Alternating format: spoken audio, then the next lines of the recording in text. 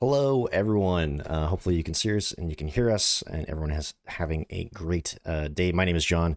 I'm one of the community managers on Company of Heroes 3, and we're here to do a deep dive of the U.S. forces, the faction, and everything else that entails for Co 3. So I'm very excited to be joined by some amazing guests. A couple, or Matt, you'll probably recognize from a couple of broadcasts, but Jason is brand new. So let's just do some quick introductions. Matt, for those that may not know you, who are you and what do you do on Company of Heroes 3? Hi, I'm Matt. I'm the lead gameplay designer here on Company Heroes 3, and I've been at Relic for 13 years now. And I came to Relic to work on Company Heroes, and I love it. Amazing. So I'm very happy. And Jason, so you're new to some of the broadcasts here that we're doing, but you've been on Company of Heroes 3 for a bit here. So again, same question: who are you, and what do you do on the team? I'm Jason. I've been working here for 2 years now. I was an old community guy and then played a lot, way too much Code 2. Yeah. And now I'm in charge of a lot of things balance and a lot of things combat. Awesome. So, yeah. So for folks who may have paid a little bit more attention to the ranked ladder and competitive Code 2, they might know you by another name. Do you want to tell us about that? I don't know how many people actually know the name Turnation, but I did play a bit. I tried a few tournaments with my friend Troy, and we got wrecked, but you know. But we pulled you out of the community, and now you're here doing balance. So very excited to have you both here. Obviously, we got a lot of nitty gritty stuff to talk about in terms of the faction and multiplayer and all that kind of stuff. So that's what we're going to cover today. But before we get into that, folks, if you do want to stay up to date with everything that we're doing, you're going to want to follow Company of Heroes, wherever you get your news, on Facebook, Twitter, Instagram, YouTube. Find us at Company of Heroes. You can join the co-development program by signing up at companyofheroes.com. Where you can also find our forums at community.companyofheroes.com. The Discord is at discord.gg/companyofheroes. And of course, be sure to follow us right here on Twitch so you can find out when we're going live and doing some fun broadcasts like this. So what are we going to cover today? We're going to be doing a deep dive on the U.S. forces. We'll be looking at some gameplay, which I know people are really excited to see. And we're going to be talking about main roster, battle groups, and so much more. We'll also be talking about some of the big changes behind the design of this faction. And answering your questions on how the U.S. forces are going to work in multiplayer. And if we can, we'll try and get to some questions along the way. So be sure to throw those in the Twitch chat, and we'll answer what we can. But before we jump into gameplay, Matt, you're kind of overseeing all things gameplay on Code 3. So maybe let's talk about the big picture stuff first. So I'm curious, how did your team approach the design of the U.S. forces, and did that approach change between like Code 1 and Code 2 to what we're doing now with Code 3? Mm-hmm. Well, I did work on Code 2 from start to finish, and I did partake in that faction development. However, I never worked on Company Heroes 1. Mm-hmm. Now, we have made, I think, 9 factions so far in the series between the 2 games. And we kind of know that faction development has a certain formula, a certain structure to it. There's a tech tree, units, capabilities, battle groups, veterancy, all these other components that go into it. There's that formula, that recipe. Now, on the flip side, there's also this fantasy. So when it came to the development of the U.S. forces, and this is, we're doing this army for the 3rd time, it's interesting. It's kind of like, well, what fresh elements do you want to bring to the table, but what do you want to also carry through as a cohesive theme? So, for example, maybe the cohesive theme is that they remain offensive, maybe they remain infantry-centric, but maybe when it comes to new stuff, we need, new toys, new units, things like that. Right. But ultimately, when it came down to this army, we wanted to, and this is not just within the army itself, but within this title and this franchise, that for Company Heroes 3, we really wanted to carry a strong spirit of Company Heroes 1 to deliver on what we thought was the gold standard of our franchise. And that the American faction in particular resonates very strongly for me personally, because that is the root faction of the series. It's the first one that, in many ways, that's the very first faction you'll ever play.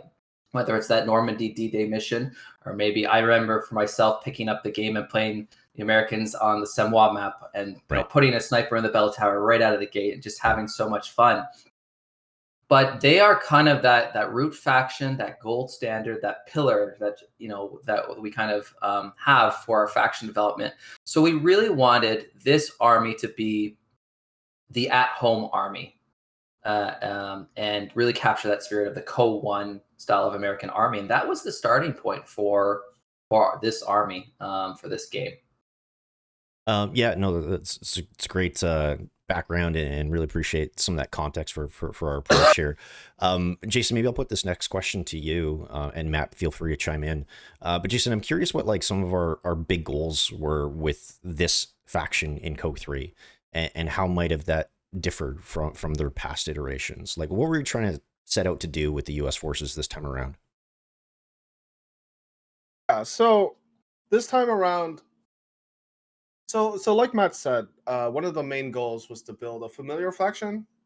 So this is, if when you pick up and play this, you should feel right at home if you played Co1, and even if you've played, even if you're just a Co2 player, it should be very familiar as well. The paths and texts and routes that you can use are pretty straightforward and familiar. Mm-hmm. But at the same time, it's this is the third iteration, and we've definitely tried to improve it. And one of the big goals that we've set out with the Americans is to keep them very versatile and very flexible in terms of build order. So diversity is a big goal for our game in general, but the Americans in particular. So between the different tech trees and choices you can go, and also the battle groups that we've built, with the Americans, you should be able to play in a lot of different ways right out of the gate. And these different play styles can be effective in different circumstances or on different maps, or if that is just kind of your play style. So you can play a little bit more aggressive, a little bit more defensive. So it's a little bit less one path than the older factions. Right. So Matt, I'm kind of curious where the U.S. forces kind of fit into Co3's multiplayer, and maybe how they compare to some of the other factions, or maybe how they contrast, and how do you sort of see them slotting in with all the other factions?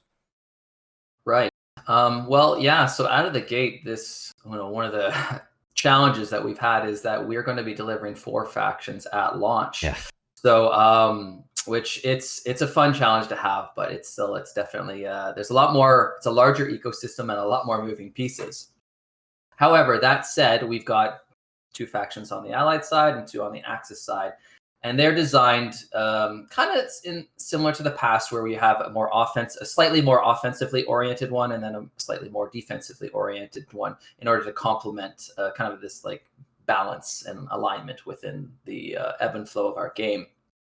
So in the case of the American army, they are the aggressor, and they are very infantry centric. And as Jason stated, they're highly flexible and adaptable, but they're not as sturdy, for example, as, let's say, the British. And right. That is, so you'll see that, the armies are designed in a way to kind of complement each other and cover their weaknesses. So that if you're, for example, in team games, and you're doing either 2v2 or 3v3 or 4v4, there should be a level of synergy there. But overall, yeah, the American faction as well as the Africa Corps faction are kind of the offensively oriented factions for each side. And then the British and the Wehrmacht are the defensive oriented ones for each side. Okay, yeah, no, that totally makes sense, and I'm really excited for us to kind of jump into some of this gameplay, and we can talk more about the nitty gritty stuff about the faction. So while I set up the gameplay and get us ready to jump in and take a look at that, Matt, in a lot of meetings, I hear you talk about our gameplay pillars and our faction pillars. So right. Can you maybe outline what Co3's gameplay pillars are, and then maybe go into what our faction pillars are for the US? Right. I always forget these things out of the gate, but yeah, I think I know in terms of the product pillars, like we've got tactical game as like, that's like the signature piece of this game, alongside new ways to play, and also cinematic warfare. So from a game perspective, we're really trying to deliver on those pillars. Now, a layer down, each area of the game, for example, let's say audio or animation or gameplay, might also have these subset of pillars that we want to achieve. For us, there's a few, such as there is strategy and tactics beats dexterity. And what that pillar translates to is pretty much we want to be able to out-strategize and out-maneuver opponents, not out-click them. This is a game where your tactics and your intentions and your maneuverabilities, your decisions that you make, have a big impact as opposed to just out-clicking someone all the time. Another one we have is unique armies and immense variety. And Jason touched on this earlier. What this translates into is more diversity and more build orders. So you can see that we've really injected that into all our armies, but you might see within these initial games that we might be watching today how we really wanted to spice up the diversity and the build orders and new ways to play, especially in the early game, but throughout the entire match, of course. But those are some of the examples of some of the gameplay pillars we have alongside our game pillars. Awesome. So folks, before we jump in and take a look at this gameplay, just please keep in mind that this is a developer build. So nothing here is final. We're getting close to launch here, but we're still polishing, a few bugs and getting in a couple last minute assets and that sort of thing. So take the gameplay with a grain of salt when you're taking a look at it. We're going to be looking at a couple matches here. The first one is between two of our latest design hires right from the community. So just like Jason, this first match, we're going to be looking at Marco, who is also known as Marcus in the community, who's going to be playing as the Wehrmacht. And then we have Miguel, aka DevM, who some may have heard of, and he's going to be playing as the U.S. forces. I figured if we're going to be showing off the U.S. forces, we may as well get one of the best U.S. forces players in the world to show it off. Best of the best. So we're going to be looking at this match through DevM's perspective throughout. So let me just can you both see the match on your end? I'm sharing it with you in our call, so I'm hoping you can see it now. Yep. Okay, perfect. So let's just jump right in, and let me switch over here. We're good to go.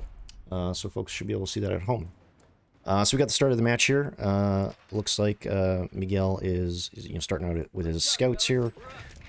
Jason, I know one of the things that you really wanted to cover off here is the flow of a multiplayer match. I know that was really important to you to kind of talk about and get across. And so maybe throughout this match we can kind of talk about like how is the player approaching the early game, the mid game, and the late game. So actually, right out the gate, one thing I wanted to quickly touch and highlight is so we've put an emphasis on a new subclass of units. They've always existed to a certain extent on all of our other existing games, but they're a little bit more explicit. So these are the scouts, and they're basically the recon/capping unit for the USF, and you have access to them in your HQ. Another unit you can build straight from your HQ is also the engineers with grease guns and SMGs. So right off the gate, you can tell we've already started to opt into a particular strategy, and that's also getting the Jeep at that one, which allows it to capture. Because if you look in the bottom right there, Miguel actually chose the American Battlegroup, which gives them access to a 0 CP pick between assault engineers, which is an interesting infantry replacement, and the veteran crews, which allows you to have your vehicles start at Vet 1 and allows you to pick your veterancy skill. And we'll talk about that with the pick a little bit later. Right. But right off the gate, this is already kind of a different build that you can already go. And that gives, I think those who know DevM probably know he's pretty famous for a Jeep play, so I guess he really wanted to show that off a little. But yeah, this is a different way of playing where you might have a little bit less infantry to start, like your first rifleman's a bit delayed, but you have a lot more capping power, a lot more vision, and you also have a lot more flexibility. Right. Matt, anything of note? As we kind of first look at this game, I know it's been a while since folks went hands-on with multiplayer. It was last December that they had a chance to do that. So we've obviously made quite a number of changes. Folks may notice that we're using that newer version of the HUD that we were talking about on social media recently. We've done a new pass of, you can probably see it on the vehicles already, the tinting has been changed on the vehicle and on the uniforms, so I know a lot of folks were calling that stuff out in some of the more recent footage that we were showing. So yeah, Matt, first thoughts as we kind of jump into this match here. Yeah, the game is really evolving each and every week significantly. We're making, as we close things down, we're making really big strides. And just every time I watch a replay, it's just crazy to see all the different art, lighting, presentation elements. Audio is a big part too. That's really coming online as well now. But the unit tinting, and yeah, it's just like these. I just think our environments and our maps are starting to really come together as well and look beautiful. So it's really coming together as a cohesive package. Visual effects is another area, but yeah, the game is just looking and playing better each and every single day. It's great to see. Yeah. So Jason, next question is for you. Considering that this is such a mainstay faction, with the U.S. forces, I'm curious, how are we changing things up this time around? Or maybe what's familiar, what might be radically different, and I'm just kind of curious, like what changes are we kind of throwing at the player this time around? So you can kind of see it. This game is we still have really large emphasis on the rifleman. So if you played KO2 or if you played KO1, the Americans are all about their mainline infantry. They generally have a little bit more manpower than the other factions, both authentically and also in this game. And they tend to like to bully their opponents a little bit with their superior infantry, with their Garands. So this game, Miguel is going for a very infantry-heavy, low-tier build, where he's going 2 scouts jeep into 3 riflemen. And yeah, he's using this to great effect by taking quite a lot of map control. If you look on the mini-map on the bottom left, he's secured a lot of the important points, and he's attacking a lot of Marco's points here. Right, and I'm guessing that like double scout start along with the Vet 1 Jeep really allowed him to accelerate that map control, right? So, going heavy into rifles, everyone's probably done before with Americans, but what you choose to augment that with, we've given players a lot of options. So, for example, this game, again, he went for the early Jeep with the double scouts. You could go for early engineers or assault engineers. We've also done a lot of work to make sure that a lot of other supporting units are a lot better. So, KO1 fans will be happy to know that the American machine gun isn't quite as of a meme unit as it was in the past. And also you have a little bit more choice in terms of what you do with the rifleman, because you can go for the bar upgrade, or you could get higher tier units like the Greyhound or the Chaffee, 2 light vehicle choices that you can get in the early mid game to kind of bolster your attack here.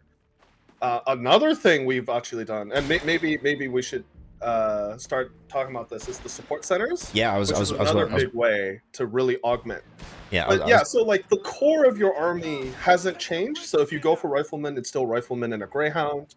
Or if you go for the other battle groups, they'll still feel familiar when you have like your mainline augment plus the returning support roster of the American Weapon Support Center. But we've added a lot of different little details that you can choose to go into to kind of change your playstyle and augment what you want to do. Yeah, I was just going to ask you about the sports center. So these are like you have to tech into one of these before you can build your weapon support center. Is that correct? Oh no, not the weapon. You can start with the weapon support center. Sorry, it's before you can build the motor pool. Gotcha. Yes. So you can maybe explain the sports centers and like, it seems like it's obviously a unique teching building. They offer a lot more choices, but maybe it's a bit of a difficult choice at the same time. So this basically, there are 3 support centers. We have the infantry, the air, and the mechanized support centers. And from what their names kind of imply here is that they kind of offer different augments to your army. So the infantry support center gives you immediate access to a captain retinue unit, very akin to KO2, how if you tier up, you get a certain officer unit. And you get access to very, very interesting and powerful global upgrades that you can stack on your infantry. If you go mechanized, you get instant base repairs, so you basically get an engineer unit to repair the base, and a lot of powerful armored upgrades. And if you go the air support center, you get access to powerful air off maps. So basically, in the mid game, you get to choose which direction you kind of want to go, and these all have really large impacts on how you kind of want to play. Yeah, the tech support centers give you that. So coming back to that familiar versus new ways to play. So for example, when I said earlier, when I said that this isn't very at-home faction, for example, the tech tree and the buildings within the American Army for Co3 are actually the exact same as Company of Heroes 1. That's the at-home experience where we want players to be familiar. But where we want to add that spice is through the support centers. At those support centers, you can only pick one. You're locked into one per match. They give you that additional flavor or element. And then one of the things that I personally really like is when you then select a support center and then you mix it and complement it with certain battle groups. So for example, in this one, let's see, Miguel has actually doubled down into all things armor, is my understanding, where he's gone for the armored support center mixed in with the armored battle group. And that's going to have certain synergies that might be different. That, for example, if he had gone airborne battle group with, let's say, infantry support center. But, taking these two things and, those choices is really like we even haven't even scratched the surface of our games yet to really kind of understand all the different variety that this can introduce into our game. Yeah, and sorry, go ahead, Jason. Yeah, so I also saw like a comment in terms of like toolkit that this faction has. And of the factions in the game, the Americans have probably one of the most versatile toolkits. So between the support centers and all of the different units and the tiers that you get access to, the Americans can pretty much approach any problem at least one or two ways. So, like, broad example is like dealing with the German machine gun is usually a big challenge for most allied players. So as the Americans, you can go light vehicle, you could go early half-track, early Greyhound, you could go into smoke, you could get a mortar out of the barracks tier, and you could go for the air support center and get aircraft or airstrikes to try and displace that machine gun. So that's just one really quick example of like a lot of different tools to do the same thing, and it's up to the player to kind of put together his toolkit and his combination that he wants to do. Right. I noticed that Miguel also skipped the grenade package global upgrade and went bars. So I'm wondering if you can maybe talk about some of these global upgrades for your infantry here. Yeah. So we do have the old Co-1 system of like if you get the bar upgrades in your barracks, all of your riflemen immediately get their first bar. The main difference is rather than getting 2 bars right out of the gate, the second bar is a munitions upgrade. So a little bit a la Co2. So the power spike isn't quite as strong as Co1, but it does mean that you can invest a lot more into your riflemen and get a lot more out of them. And also it just means their initial power spike is a little easier to deal with. Right. But yeah. No, sorry. I was going to ask Matt. There are seemingly a lot of new ways to play on offer for our fans, especially fans of the USF. I'm wondering if you can maybe talk about like, what some of those new fun toys are going to be for our players. Yeah, absolutely. So, for example, even if you just for example, if you look at this game and now. Miguel's used the classic Greyhound as that light vehicle, and that's great. That's fantastic. It's sturdy. It works well. However, he could have pulled out the Chaffee light tank, which is a brand new tank for the American Army. We also have the half track, which comes in the 75mm variant, and also the quad variant. So even right there, in just the light vehicle gameplay, throughout just the core army of the Americans, you got a lot of choice. But then you tack on the battle groups, and we'll be shipping with 3 battle groups per faction. You've got airborne, you've got the special operations, and you've got armored. So they've also got a good healthy mixture of multiple units within each one to specialize, give you new ways to play. There's a lot of different infantry with the American Army, like that complement your riflemen. So you've got bazooka teams, you got scouts, you got engineers, you got SSF commandos, you got paratroopers. And then we also have a good mixture of vehicles as well through the Weasel, the Scott, the Easy 8, the Whiz Bang. There's a lot there. This is all the armies for this game have more units than ever before at launch for a faction. So again, it's all about that ecosystem, that choice, and it's larger. Now we need to. This is where the pressure is on poor Jason and our balance team because of that larger ecosystem. But there's definitely a lot to play with all the factions. So I'm wondering, Jason, if we can maybe cover the armored battle group here and maybe some of the decisions that DevM is making. But I know you talked about he opted for veteran crews over assault engineers. Can you talk about? I mean, maybe there are folks out there that don't necessarily understand how the battle groups work. Right. You know, they're a bit of a combination, I know, between the Co-1 system and the Co-2 commander system. So when I look at this tree, can I go down both paths of this tree, or am I sort of relegated to one or the other? How does this actually work? Yeah. So very broadly speaking, this is kind of like an expanded Co-1 tree with some Co-2 inspirations. So you have two trees, a left and a right. But also in Co-2 style at the start, well, actually Co-1 had this too. If you, at the start of a match, you get to choose between one of the three battle groups. So for Americans, it's Airborne, Special Operations, and the Armored Battle Group. Mm-hmm. So you can choose that initially. Then once you've chosen that, you can kind of start picking abilities and upgrades within these trees, and they all have their different costs. And we set them up in different ways so that the decisions are always a little bit different between the battle groups. So for the Armored, you actually start with a 0 CP cost, so you can start right away with something. And that is the assault engineers and the veteran crews. We talked a little bit about that.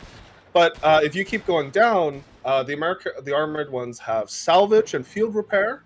A recovery vehicle, which is one of our new mechanics, and also war machine, which basically discounts all vehicles that you can buy, which is very powerful and usually worth rushing. But on the other side, if you go down this side, you lose access, or you don't permanently lose access, but you delay getting the upgrades on the other side, which can be really good. And the other side are two powerful unlocks, the Easy 8 and the Scott, with two really powerful abilities, which is like Strength and Steel, which is a good passive that reduces upkeep and pop cost.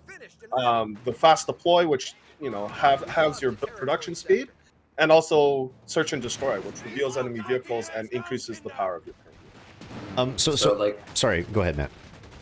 I was just going to say, I have a feeling that Miguel's made really good use of Fast Deploy throughout this game, as time is always another big resource in that game, especially in a 1v1 environment. So he's busted out both an M8 Greyhound and the Sherman in, half the time as a result of Fast Deploy. So that's probably had a pretty big, that along with as well as the veteran crews, because we've got that as well. So he can tap into, for example, I think he's gone into one of the special rounds for the Sherman out of the gate as well. So he's already making use of two of the passives throughout this match, which is great to see. So Matt, when I look at this tree, it looks like there's a decision point, and once I've made a decision on at each sort of point, I get locked out of a unit or an ability. Is that right? Correct. Yeah, we have. So all battle groups feature 10 components. However, there are exclusive choices within the trees themselves, and that allows for replayability, player expression, and it just means that you can't get everything every single game. So depending on the type of match you're in, you may want certain things, but you have to make hard decisions. And not only do you have to make decisions between two abilities, but there's also the command point cost associated with it. Do you want something now or something later? So there's a lot of different facets going into these decision points, which they really add that long tail to the battle groups, which, similar to, let's say, Company Heroes 1, where there was choices in Company Heroes 1. Oh, this poor Jeep is going against the scout car. Go Bet 3 Jeep.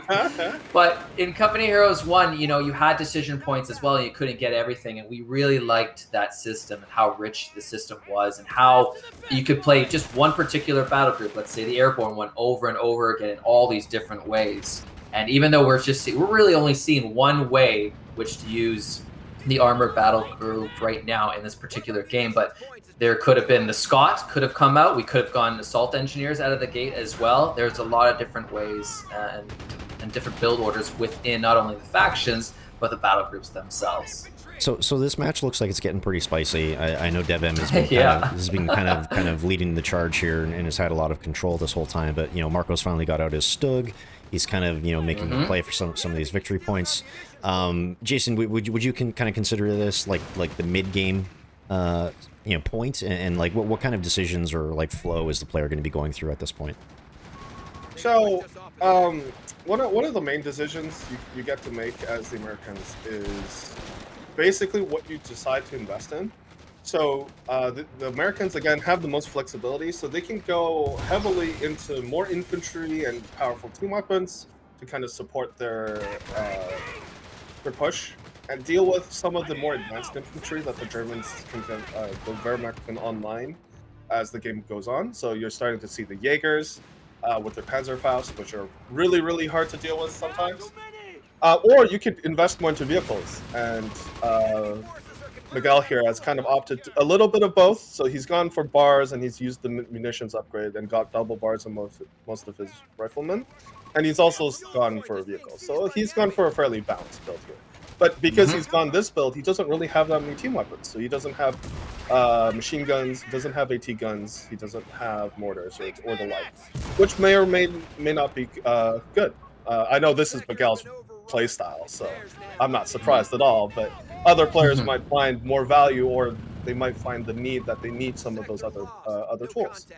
Another thing they can also opt into that is new is there's the global upgrades that you can get on your support centers. So all three have different kinds.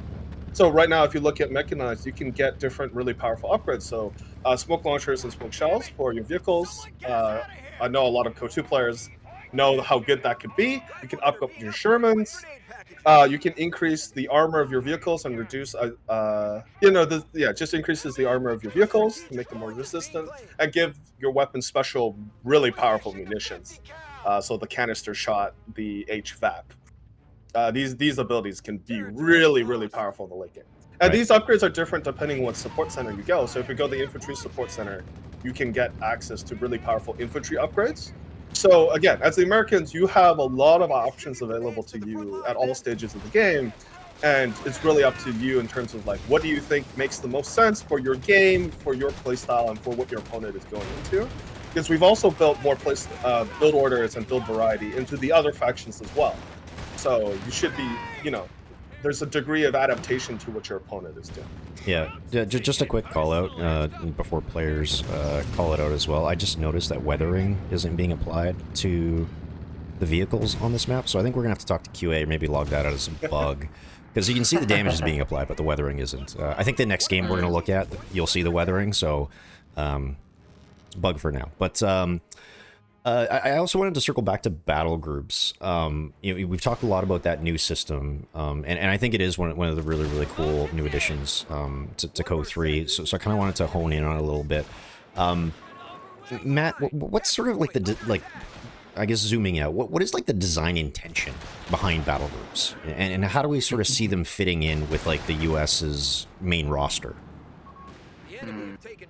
Well, I mean, so like the system itself is designed as an augmentation system and a player expression system to give you those new ways to play in that variety.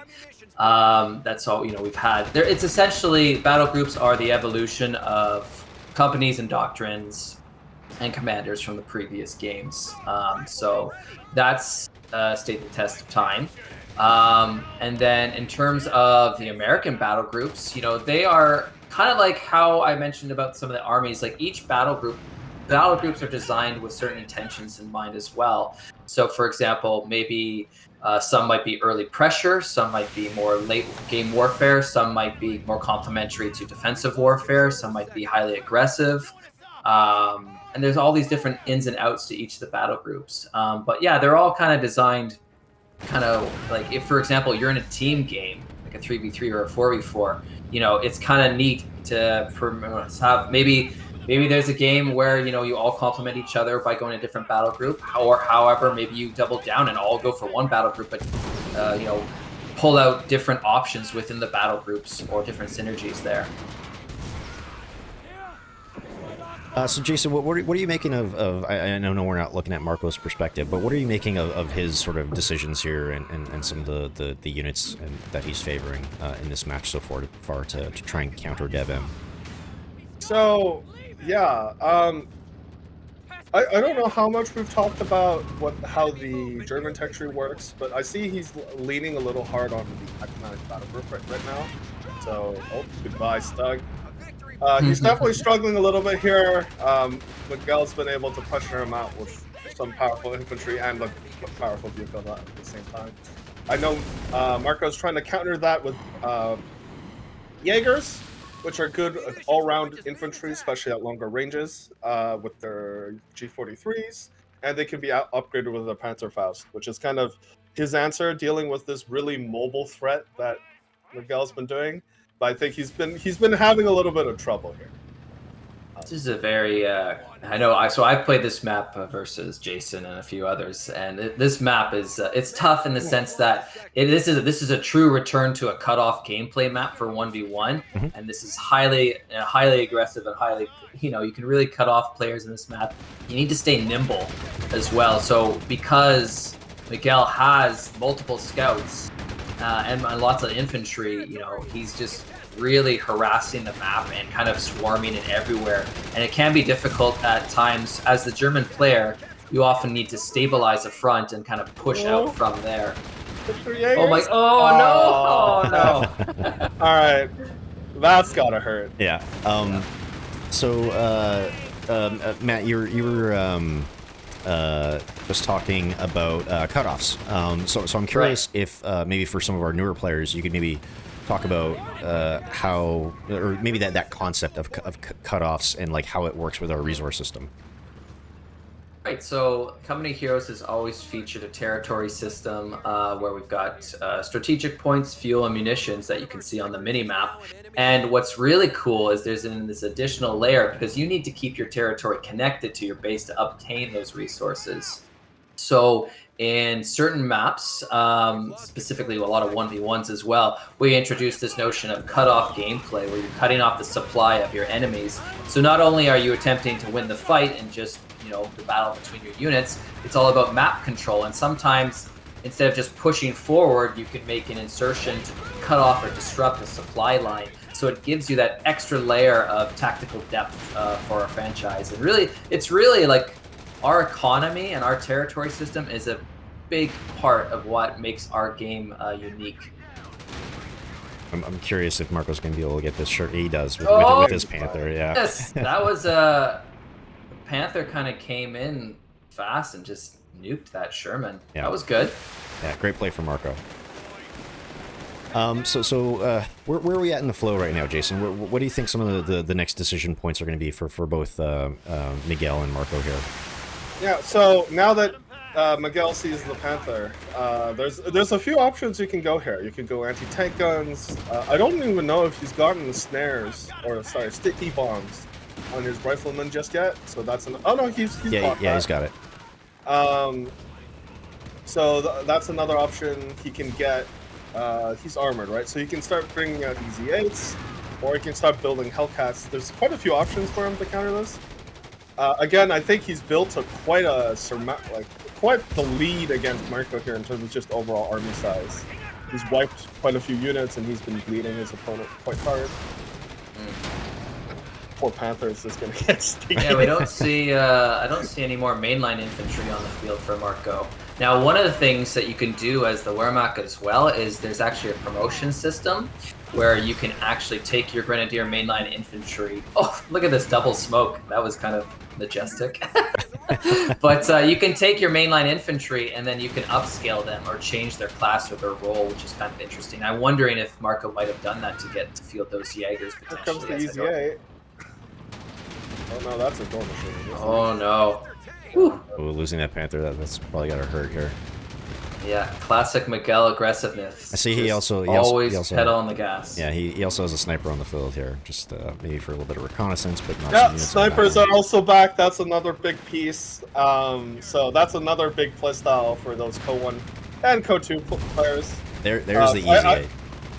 I know American sniper is pretty heretical to the Co-2 crowd, but it's old classic for the Co-1 guys. But yeah. I think Miguel's kind of throwing away Miguel's in the base now. He's throwing away his call, and he knows he's won this. Matt, this is the spiciest question I'll probably ask you today, specifically about call-ins, because DevM just used one, so I have to ask. I know the community is kind of split on this. Some players love them, some players really don't. I think the main argument against them is that they kind of allow you to get a really powerful unit by skipping tech or not necessarily sinking in the resources that you need to. So I'm kind of curious what like the design philosophy around call-ins is, or what our design philosophy is or are around call-ins. As Marco GG's out of this and DevM throws away his easy Well, next clip. but yeah, let's maybe talk about the philosophy around call-ins while I queue up the next game here. Okay, well, I'll attempt. This is always a difficult question to answer, and actually, Jason does a really good job answering this, and I will pass the baton. However, I'll take a crack at the high level. So, when it comes to unit call-ins for Company Heroes as a whole, they are a crucial part of our series in the sense of specifically tailored to that company or that doctrine system. They play a major role in what makes that really interesting. Like if you were to strip that out, at that point you'd be kind of cannibalizing and diluting the content there, in the sense that you'd be relying heavily on passive capabilities and artillery strikes. So, we've just kind of, as we've done 2 games now in the series, and we know that the call-ins, that calling in specialized units or unit combinations or elements through the battle groups feels very rewarding, very satisfying. And it's just a lot of fun to just have this unique toy to field, whether you're a casual player or a competitive player or hybrid or whatever. But we absolutely acknowledge that at the same time, it can be difficult to balance this ecosystem out between the main primary tech tree and then, of course, the specialized call-ins that you get. Of course, sometimes we'll have to adjust CP level, or maybe we'll, for example, actually, if you just looked at the tail end of that game, there was an Easy 8 call-in. Now, that is a really good quality tank. So if you can, for example, skip tech and just continue to pump that out all the time, we know that that's not going to result in the kind of gameplay that we're looking for. We really want combined arms and well-rounded gameplay. So, in order to kind of tailor that experience with the AZ8 to make it not so accessible every single time, we've kind of turned it into a mini little combat group that has riflemen that come on top, which, bolsters, makes the call-in a little more unique, and also means it's less accessible in the sense that you can't just continue to pump it out. But yeah, I think I'm running out of steam on this one. Jason, what do you think about this particular topic? Good old Collins. I come from the Code 2 community, so I'm aware of a little bit of the PTSD that is Collins. One of the things is we do want to have really engaging moments for players with their battle groups where they can get sudden bouts of power.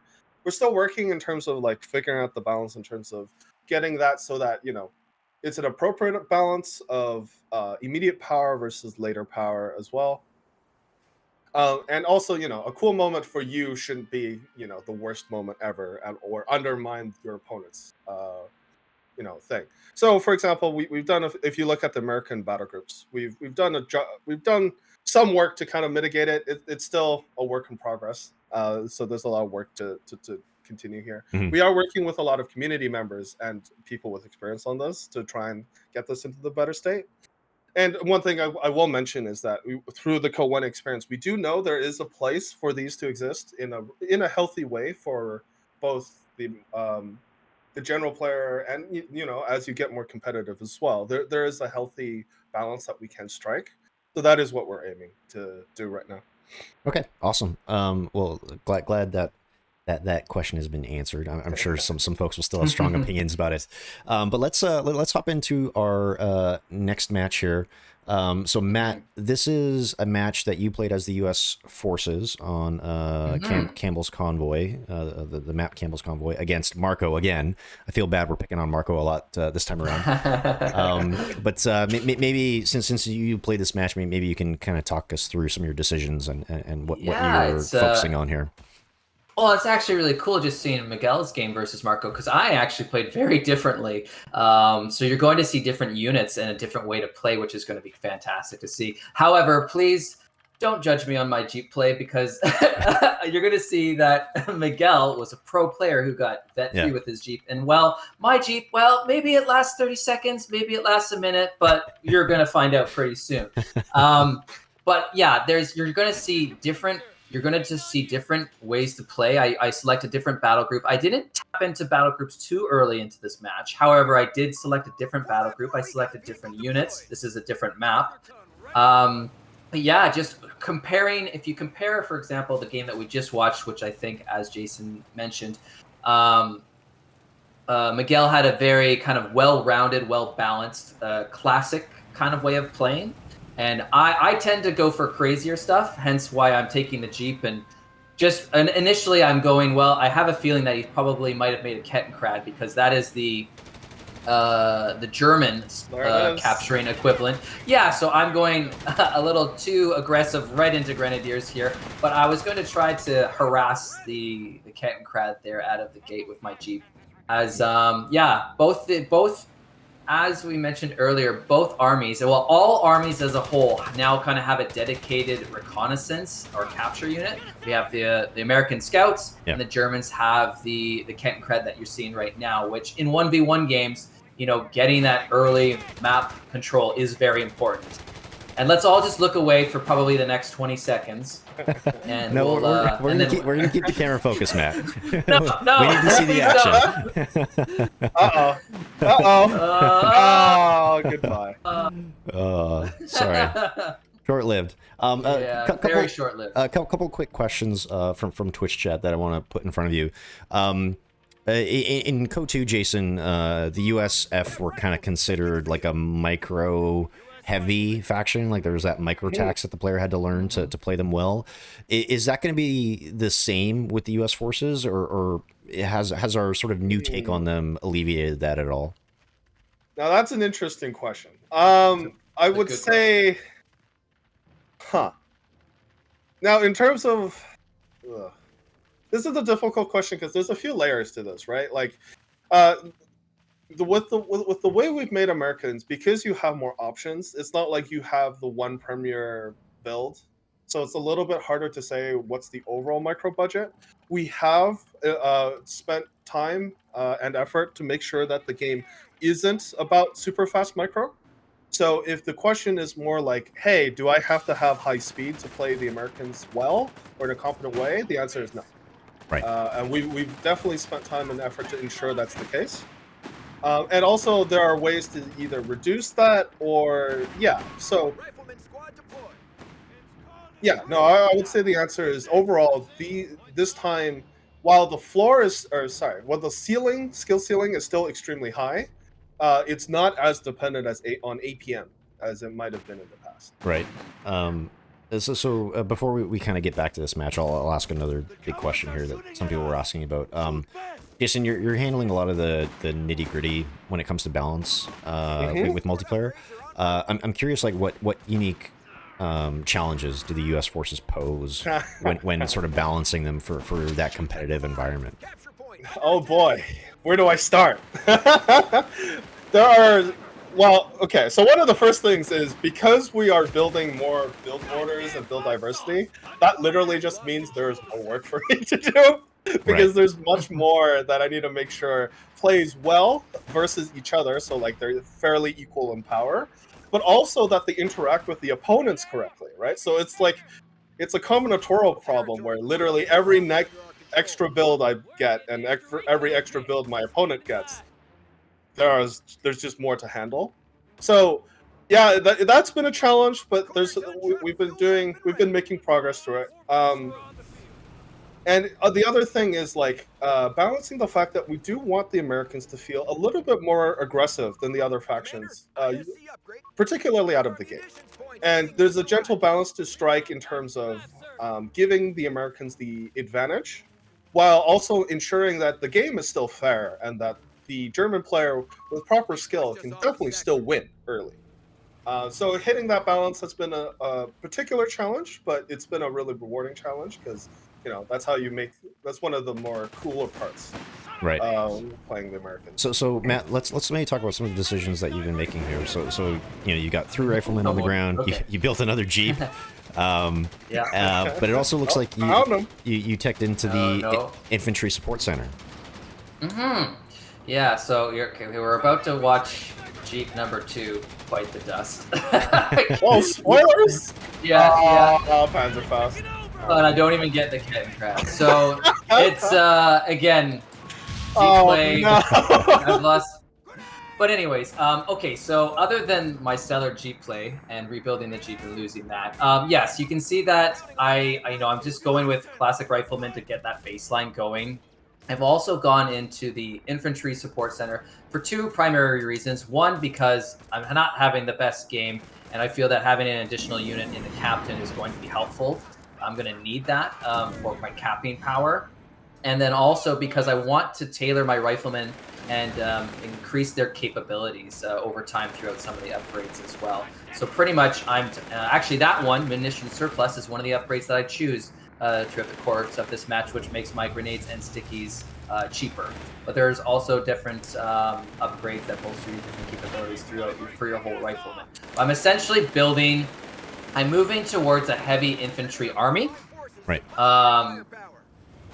But however, he's just come out, like Marco has countered that with the German scout car, which is definitely a really good counter. So at this point in time, my options would be, of course, I can get my own light vehicle or I can get stickies.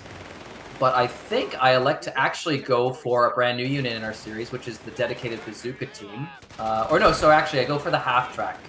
But you'll see bazooka later. But as I was stating earlier in DevM's game, is that the Greyhound, of course, is maybe your mainstay typical light vehicle. However, the half track for the American Army this time around has a lot of different flavor. It comes in the medical form, 75mm form, which is kind of like the Su-76 from Co-2. So there's a good versatility there. Right. It can counter that scout car plus also barrage it. And there's also the quad. So Matt, I also noticed you haven't locked in a battle group yet. And it's getting pretty late in this game, so I'm curious why you made that decision to hold off, because there are a lot of really awesome like zero command point abilities and units that you can take right off the hop. So why did you opt to not lock one in here? I typically, one of the cool things about the battle group and company and doctrine system from all our games is that you can select it early and you can select it late, and sometimes that's good to go early to set the intention for your playstyle, and sometimes it's actually nice to counter what the opponent's going to do. But at this point in time, I was just highly focused on my base roster, and I'm just doing that. And there's not a particular I don't feel like I'm looking for a particular tool at this point in time. So it's more just a case of just focusing on what I have at this time. But I think pretty much within the next few minutes, if I'm not mistaken, I then do tap into a battle group. Right. And then I start making use of it. But that was good use of smoke. So for example, Marco's made use of the mechanized battle group, which he just made use of smoke there. But I still managed to get the scout car. And I noticed you also upgraded the half track to the quad mount. Yes. So that's essentially going to be the piece that gets me back into this game, because I kind of had a rough early game and I had to play defensive and kind of try not to take too many bad fights. But now that I've got the quad on and I've managed to kill the scout car, I've got a small offensive window. You've got quite a lot off of it. Do what this? The people in the chat were saying that this quad has lasted longer than both your Jeeps. Yes. I do a little. Actually, I do a little bit better with the quad than I do with the Jeep. Oh, goodbye. And I get the sniper. Good pick on the sniper. Wow. Sorry, Marco. Not Marco's finest moment there. Yeah.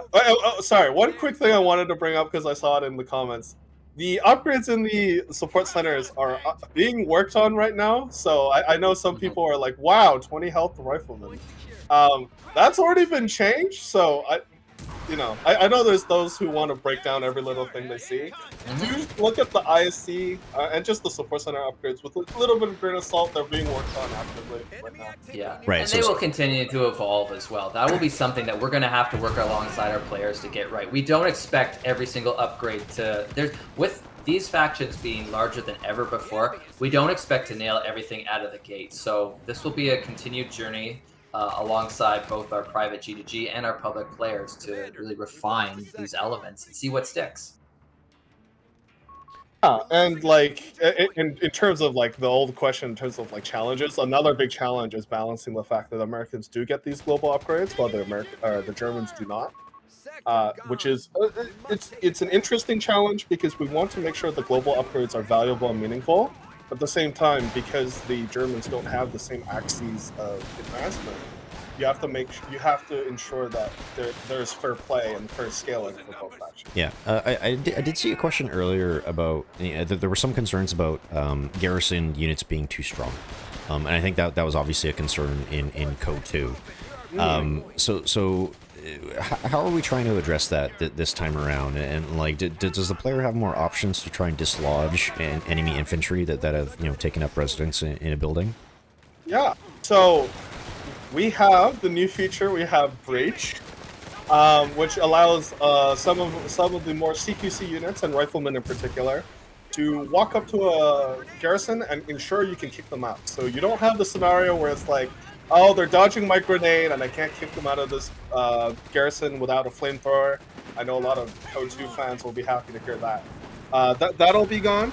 And we've also ensured that most factions have access to good anti-garrison tools. So again, Code 2 PTSD a little bit. Some factions were lacking some very important tools with dealing with garrisons. We've endeavored to reduce that as much as possible. There is a little bit of asymmetry in terms of what faction gets what, but for the most part, every faction should have good access to anti-garrison. Yeah, and we just saw Matt's Mortar there get that MG team with like one shell, which I think speaks to the game's rock paper scissors and very, very efficient mortar looked like, but Marco was able to see it all the way. So one of the things we haven't talked about thus far is the American veterancy system, which allows you to pick an offensive or a defensive capability, and this is actually one of my specific favorite things about this faction, and I dial into this a little bit for multiple units. So for example, for the riflemen, you have a fire superiority or a sprint. I elected to choose sprint. There's a few times which I make use of the sprint. And actually, just a few minutes ago in the battle, I had the captain who has an off-map mortar barrage that allows me to displace units, and I tapped into that. But it's it's another layer. So if you add all these layers, all that choice, all that flexibility between support centers, battle groups, veterancy options, this army has got so many choices. Probably, Jason, correct me if I'm wrong, but I feel like it has more choices than any army we've ever made to date. Which, again, could be a good thing, could be a bad thing. We always want to be conscious of cognitive load, and we don't want to, analysis paralysis or burden the player too much. But this does, this is kind of like our measuring point or our measuring stick to like how broad, how many things can we put in a faction without going overboard. And in terms of the veterancy choices, some of them can really change the performance of your unit. So back to the first game that we played, Miguel opened up with the Jeep and immediately got Vet 1. But the Vet 1 choice for the Jeep allows you to either be a weapons platform or allows you to capture points, which really allows the Jeep, rather than just be a harasser, to be a really powerful early game boost in general. Matt didn't opt for that this game, but that was a potential option available to him, especially since he went 2 Jeeps. But, such as hindsight. Yeah, so you can, as I stated with the riflemen, I've tapped into the sprint ability with a few of them, and part of the reason why I did that is you can see that Marco's gone into both Grenadiers and Jaegers, which specialize in long-range combat. So with that sprint ability, it allows me to close the gap or take bigger risks on flanking and maneuvers and positioning. And it is a little late, but I have gone into, typically I wouldn't wait this long. I actually like to usually select it really early. But so I've gone airborne to complement my infantry-centric army, and I'm dropping in an HMG to complement, because, there's a lot of Jaegers, a lot of, Marco's going also pretty heavy into infantry. So I wanted to get a suppression platform to help, contain that infantry threat. One notable is because Matt has only built. No, you have built a weapons pistol. Never mind. So you can see I was just going to mention. So if you look at like the game that Miguel played versus mine. So for example, we've got a captain, we've got a mortar, we got an HMG, we got the half track. All those units weren't in that first game, so you can really see how it's a different game. Yeah, I really love the just the little details of like the airborne squad looks significantly different than like the normal MG squad. I think the art team has done just a killer job on a lot of the units.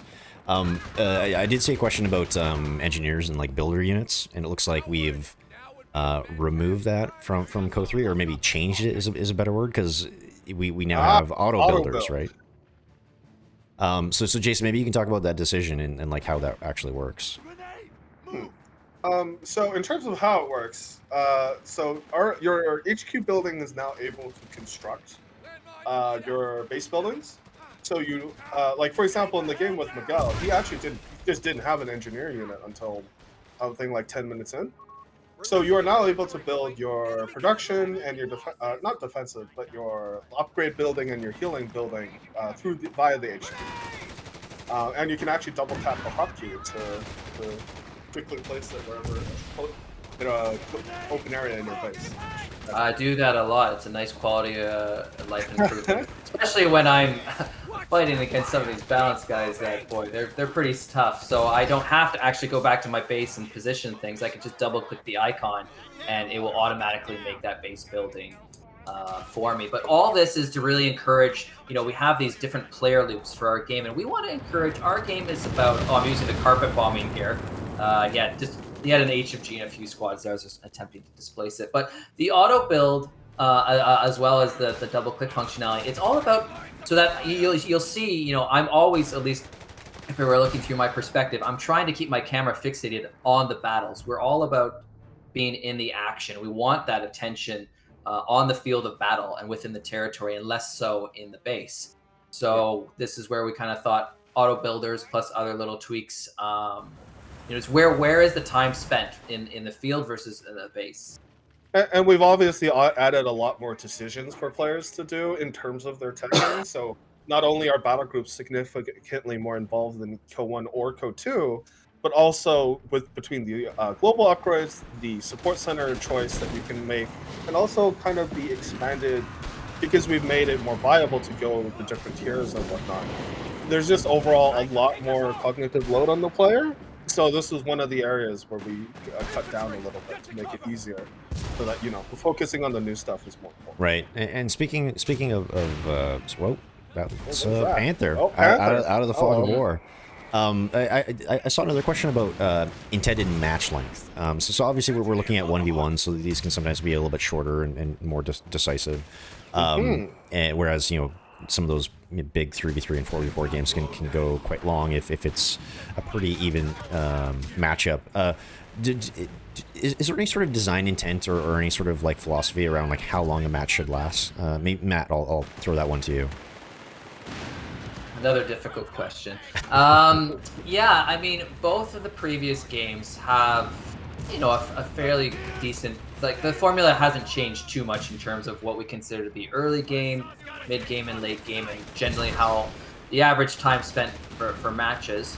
However, this is something where gaming as a whole is shifting, and we want to introduce, and we're going to be working with our telemetry team and the live ops team post-launch to determine what do our players want to see this time around? What will service the best for the game and the player experience overall? Is it to retain the victory point system how it's always been and have that exact same rate? Perhaps. Is it maybe to shorten the games, maybe put stronger emphasis on victory points? Is it to maybe go the route of maybe having a few different auto match modes so that you can go for a quicker experience versus a more of a late game experience? But I think this is something we're going to have to kind of almost reset for our franchise, start with a clean slate and figure out what feels best for this game and for our players, and work a lot alongside them. I mean, personally, I've always enjoyed our time for our match time, but at the same time, I also acknowledge that compared to a lot of other games, you can get into some pretty sweaty games that go the distance. Yeah.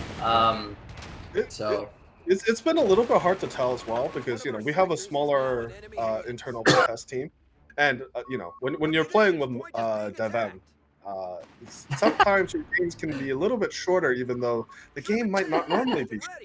Or at the same time, if you have really even games, the game can go the distance. But one of the quick answers or important things to mention is that we haven't changed how the VP mechanics work. So, if someone in the community was to build Langriskaya, you could still have your hour or 2 hour long games. So you can definitely still have games that go the distance.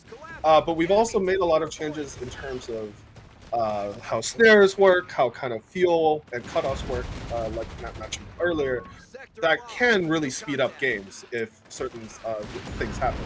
So I know for a fact that I think everyone on the team has probably lost Miguel within the first 8 minutes at some point, which is really hard to do in Code 2, though he probably has done that to people in Code 2 as well. But yeah, there is variance.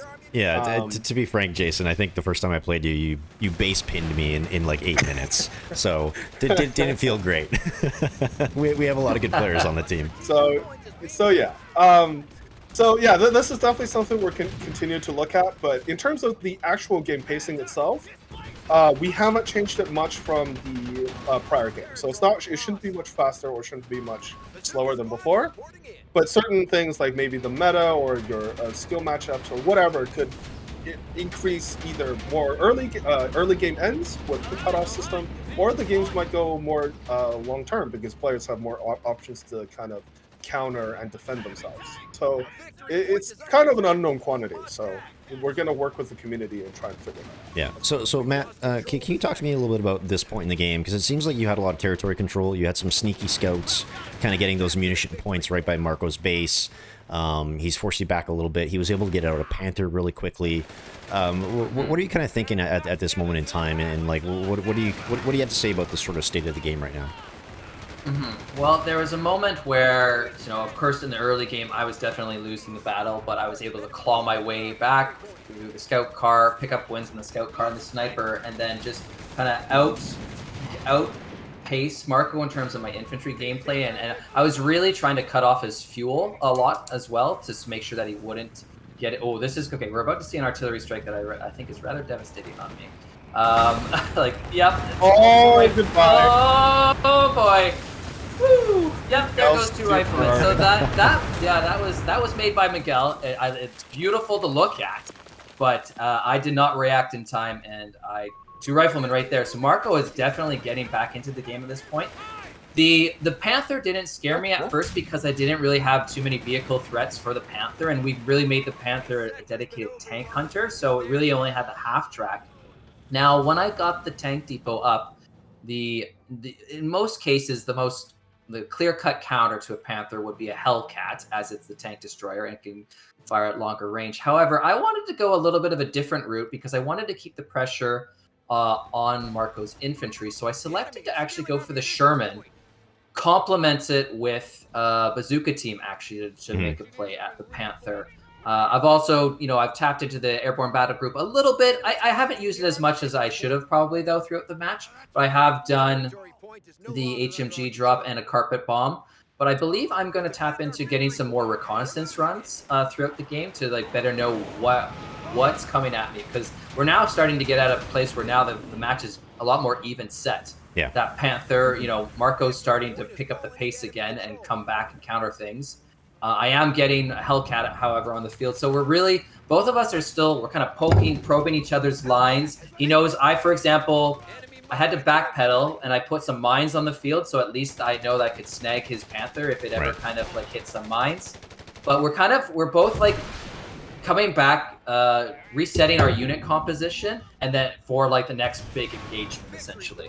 Yeah, I did want to call out that the weathering is actually working on the vehicles on this map, so you can see that they're a lot more dusty. They pick up all the dirt and grime from the map that they're on. You can see that they're all messed up from all the combat damage and everything else. Whereas the Sherman is just starting to get a little bit of dust and wear and tear as it's in combat. Matt, I see you equipped one of the pre-order cosmetics on your Hellcats here.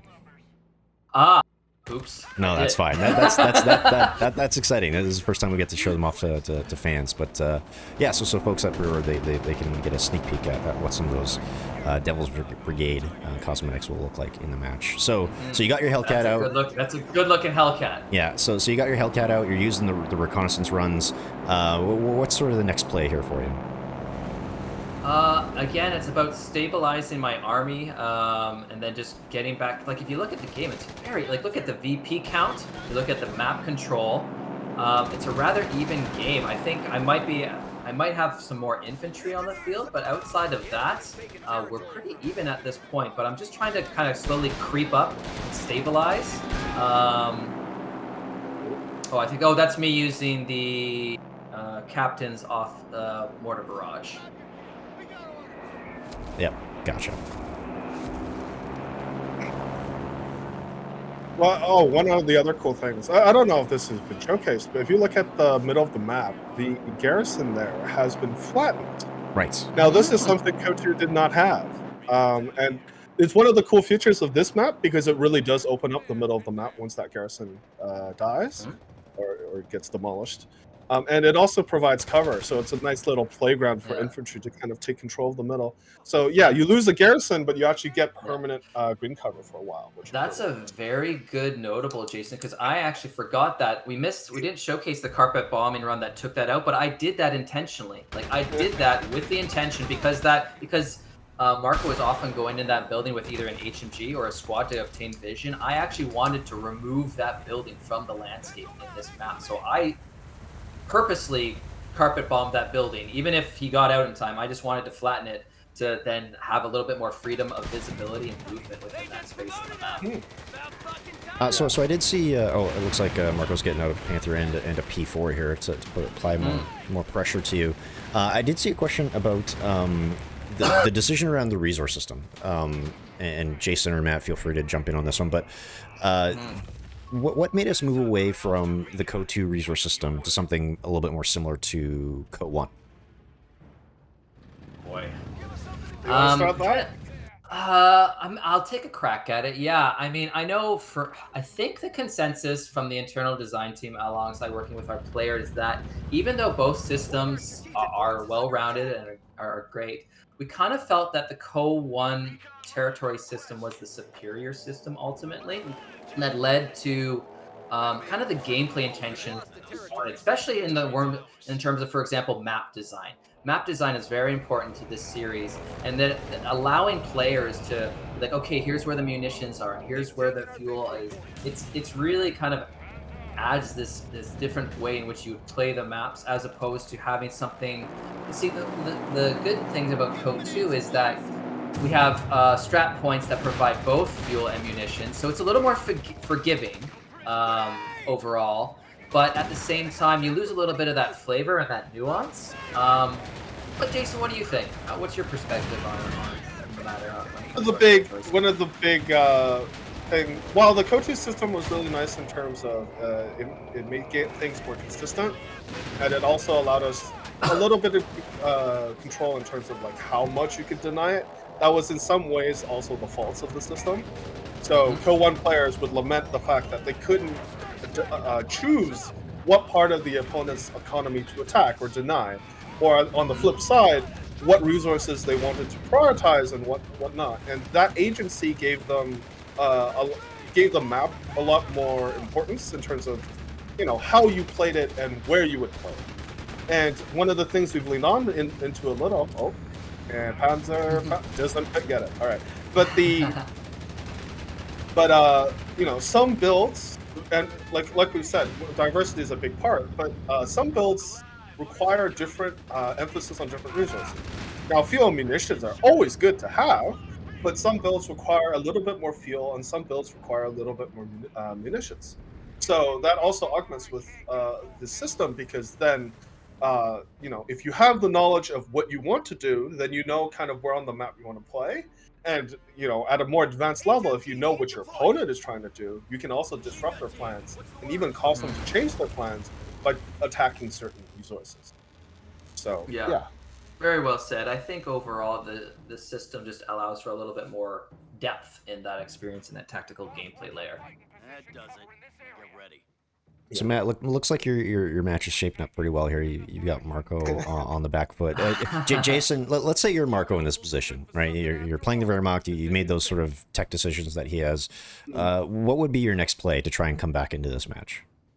I mean, at this point, I would identify the fact that he only has a single bazooka team and a bunch of tanks. So I would just go for one big dive to try and reverse the tables here. I don't remember. Did Marco lose his Panther? He lost. Yeah, it was the Panther. I think this is the wreck. No, there it is. Yeah. There's the burnt out wreck. Okay, never mind. I don't know about that. This is a little bit of a tough spot here. I feel like this match is going to be wrapping up here pretty quickly. So maybe just some final thoughts on the matches that we've watched today and the U.S. faction overall. Matt, like what are you most excited for players to go hands on with, or most excited for them to experience or experiment with when they play the U.S. forces? Well, it's the same thing for all our factions. Just the fact that we're just excited to get 4 new factions in the players' hands, and to have different new ways to play, new units, new battle groups, new veterancy systems, new complementary things that add to the utility of the experience. Just all that combined, it's really just we're just excited to deliver new, new content and new ways to play for our game. But yeah. What about you, Jason? What are you sort of looking forward to in terms of players getting their hands on or experimenting with? As someone working on the balance, I am very excited to see how the community breaks said balance. Right. But, we've built a lot of different ways to play, so I'm really curious how the community takes the toolkit we've made and kind of assemble their own strats. What's going to be the flavor of the month? What's going to be the next spam thing, right? But also, I want to see players, how they react to all of the different in-game choices and adaptations that we made. Mm-hmm. See what kind of becomes popular, what doesn't, because, again, we've built a lot, and there's a lot of really compelling different paths for players to go through. There's only so much of us and so much playtesting, so, within, the first week, the community will play, thousands of hours. Yeah. And they'll probably dig into some of the weirder parts of the game and see, come up with some spicy strats. So I'm looking forward to that. Yeah, I just noticed that turret fog of war bug is there again, so we're gonna have to talk to QA about that. Yeah, so this match is gonna wrap up here right away. What you were just saying, Jason, that kind of led me to another question, which is, how often are we planning on rolling out balance patches? Maybe this is more of a Matt question, but obviously we want to see how players are playing. We want to look at the data. We want to look at their feedback, on the forums and what they're saying in videos and whatever else. But how often do we plan on addressing that and rolling out patches to keep the game fresh and exciting? I think our plans right now are still a little bit fluid. Mm-hmm. We've definitely saw a lot of benefit in terms of how Code 2 did things, but it's not quite sure, does that make the most sense right now, or is there something better we could do, or can we take that process and make it better? There's still a few question marks in terms of exactly what that tempo is, so I'm not going to commit to anything just yet. Yeah, and we obviously don't want to commit us to anything, but I guess the answer I'm looking for is regularly, right? We're at least hoping to regularly update balance, throughout the game's life cycle, right? Absolutely. So there you have it, folks. A quick look at the U.S. forces on a couple of different maps with our lead gameplay designer and Jason, one of our associate designers, who's handling balance. Apologies if we didn't get a chance to get to your questions. I know there were a ton in the chat, and we had so much to cover today. But I think that's it. That's going to be it for this quick look at the U.S. forces. We plan on doing this with each faction, so we'll definitely wrangle some of the gameplay folks again, so that we can look at everyone in depth before launch. So again, before you go, don't forget to follow us for all your Company of Heroes news. At Company of Heroes on your platform of choice, companyofheroes.com, or right here on Twitch. yeah, again, we're going to be doing these fairly regularly. So expect a look at the Wehrmacht next. So that should be fun because they play a little bit differently, and their teching is quite a little bit different. So final thoughts, Matt, before we head out. No final thoughts. It was great to see two games as this army where they both are played differently. And yeah, I guess we took it to the Wehrmacht in these two games. So we'll have to see when we do this with the Wehrmacht if they'll get the upper hand in round 2. Right. What about you, Jason? Any parting words? Yeah, look forward to seeing you everyone next time. Thanks for coming. Awesome. Well, thanks everyone, and we really appreciate you being here with us. And we'll catch you for the next one. So take care, and we'll see you then.